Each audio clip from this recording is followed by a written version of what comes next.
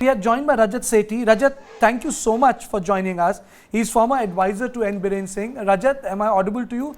We are also joined by a colleague Neha Khanna. Rajat? Yeah, hi. Hi, Rajat. Rajat, thank you so much. I must introduce Rajat to all our viewers.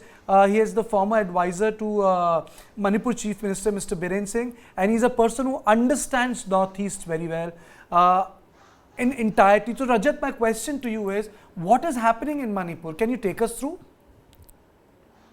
I think there are several layers to this complex, vexed issue around zero-sum sort of a game between different communities.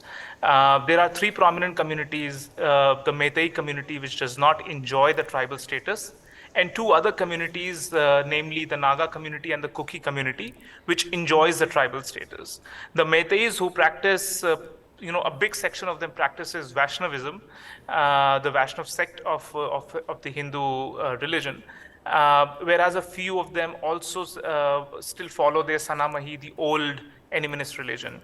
And they comprise around 55% of population, and the two smaller tribes divide equally over the rest 45% of the population share. The real problem here is land. That is where all the trouble between various communities has been going on for past several decades. We have seen that in Manipur, Nagas and Kukis have fought for land, forest land and land in the hill areas, and there has been genocides in the 90s. So there is a very brutal, dark history associated with when it comes to land issues in the state of Manipur.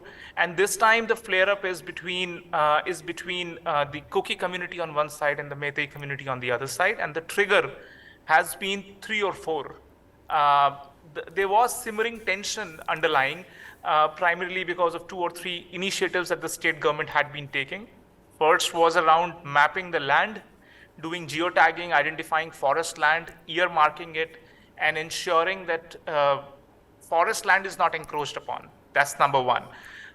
Number two was going against poppy cultivation in the region, in the hill region. Predominant areas in the hill region were under poppy cultivation, and that is the reason, if you look at the Golden Triangle, it comprises of countries like Myanmar, Laos, and Cambodia, and its shadows fell on the state of Manipur. And this is the reason it was part of the larger sort of drug cartel, drug routes through which drug entered into the state of Manipur. So government went against it aggressively, and the farmers did not have any other alternative means other than growing poppy. So there was simmering tension when farmers were losing their means to earn money, a livelihood, and no alternatives were provided. Then the third trigger came in around the ST status of Meiteis. Now, a lot of Meiteis for a very long period of time have never asked for a ST status. They have resisted being classified as a plain tribe. They've always said that we are not tribals, we have not lived on the hill areas, and we have a long-standing civilization for the past 2 millennia, and we don't call ourselves as tribal. So there was a pejorative sense associated with the word tribal, and they didn't want to associate with that. But gradually, when land became an issue, jobs became an issue, all of these culminated and built pressure that the Meitei community also looked for the ST status. And by the way, in the northeastern region, you need not be living only in the hills to qualify for a scheduled tribe.